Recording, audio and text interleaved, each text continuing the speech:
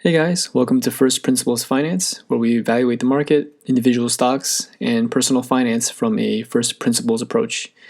So today's video is going to be covering why Square bought Bitcoin. To many of you, it probably comes as no surprise given the fact that Jack Dorsey has consistently been such a huge proponent of Bitcoin. And he even says that he's maxing out his Bitcoin allowance and buying at least 10K a week. Who knows, could be even more at this point. But as I was doing research for this video, I realized that no news outlets or even other YouTubers have covered what I think is the main reason that Square is actually buying Bitcoin. So hopefully you guys will find this video helpful, and let's jump into it.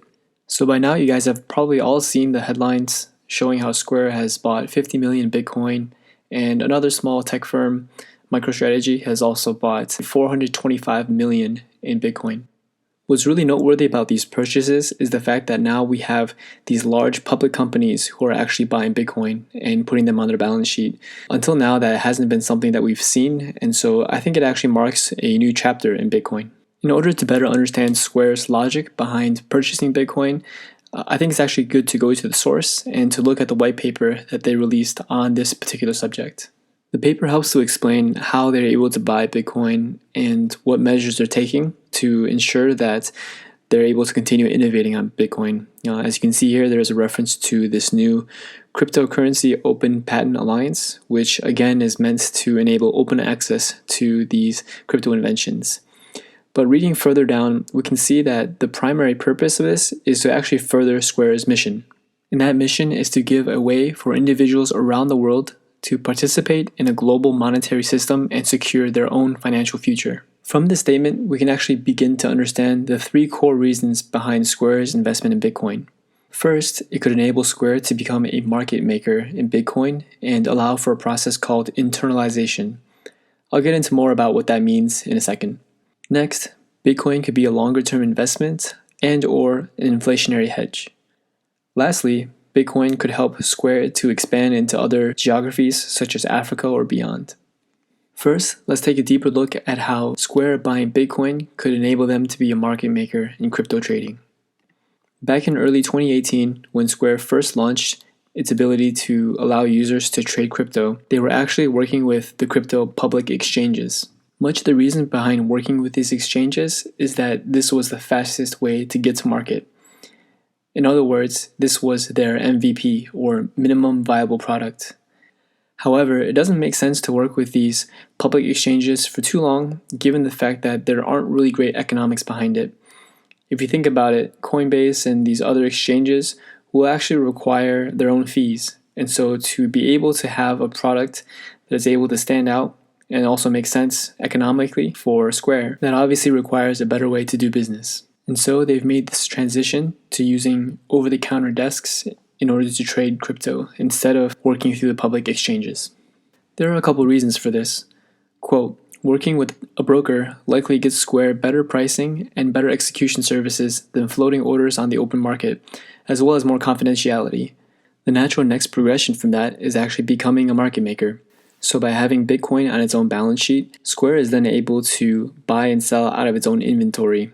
And this could actually lead to better economics for Square, but also it may allow them to take a position in Bitcoin moving forward, so they can buy low and sell high, so to speak. In short, Square would be able to use internalization, which the SEC has a convenient definition here, where essentially a broker is able to use their own inventory in order to allow its users or customers to buy or sell stock, but in this case, Bitcoin.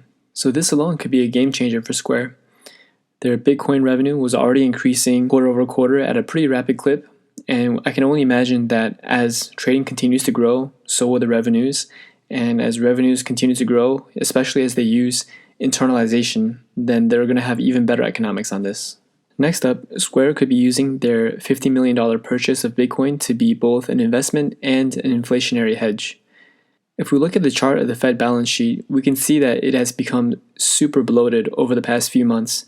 Obviously, with the pandemic and its implications, we've seen the Fed take extraordinary action to help support the economy, but with the balance sheet now exceeding $7 trillion, it really does worry many investors that their present-day dollars will be worth far less in the coming years. Furthermore, it goes without saying that Jack Dorsey sees Bitcoin as an incredible investment moving forward, and so it makes sense that he would want his company to purchase Bitcoin, especially because it makes sense for its business. And that actually brings us to the final point. Purchasing Bitcoin could actually enable Square to expand into other geographies, but probably not in the way that a lot of people are imagining.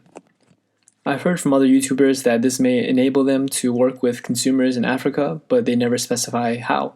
For some useful context, we can actually look at one of ARK Invest's white papers on Bitcoin. Quote, "We believe Bitcoin could become a settlement system for banks and businesses. Unlike traditional settlement systems, the Bitcoin network is global. It cannot censor transactions, and its money cannot be inflated by institutions like central banks." Again, we look at the Fed and what they're doing, as well as many other central banks across the world, and we can see a problem. But here's actually a second key point. Quote, "Instead of facilitating a large volume of low-value transactions at point of sale, Bitcoin could evolve to handle large transactions between and among financial intermediaries." This is a point that's really important to highlight because I think a lot of people actually think that Bitcoin will somehow enable all of these retail users to be transacting. And given the infrastructure of Bitcoin, I actually don't think it's the best payment network. Instead, it's probably much more useful as a global settlement network, as ARK Invest highlights. Once Jack Dorsey is able to return to Africa and work with the leaders there, he may be able to actually use the Bitcoin on balance sheet and work with those leaders to help make it a part of this global settlement network starting in Africa. Using Bitcoin for high volume, low value transactions probably doesn't make the most sense given the amount of time and cost required to process. However, I could definitely see Bitcoin being used as part of this global settlement network. So there you have it. I think those are some of the key reasons that Square is setting itself up for success and why buying 50 million Bitcoin is the first step in really allowing Square to dominate the next decade. That being said, I do know that there are some headwinds. If we look at the charts, we can see that Square has clearly been on a bit of a decline over the past couple days. A huge reason for that decline is the fact that the US government has not yet been able to pass a stimulus bill. Now, obviously, that really hurts a lot of small businesses, and those small businesses are actually the ones that employ a huge amount of the workforce in America. So I really hope that these small businesses are able to recover after these extraordinarily trying times, and that these average Americans are able to find employment, and also for Square to be able to continue partnering with a lot of these small businesses and helping them through things like underwriting loans and providing this technology that helps these businesses to scale and to reach their users. Personally, I've already started to pick up some more shares. Now, that definitely is not meant to be financial advice. Please do not take it as such. I am not a financial advisor, but I do really believe in Square and the mission of Square. And I believe that after recently hitting all-time highs and obviously coming down since then, there's still a lot of room to grow. And so I'm looking to add to my position probably in this current range, but I'll definitely aggressively buy if we start getting back into the 150s or even below. So there you have it. Again, don't take that as investment advice, but those are just my 2 cents. So I hope you guys enjoyed the video. Please do remember to leave a like, a comment, subscribe. It really helps out the channel, and I really want to continue bringing the best content out there. So if you want to learn more about investing, personal finance, and individual stocks, please do subscribe and let me know what you guys want me to cover next. I'll be putting out new videos every week, so stay tuned for more content. All right, guys. Peace.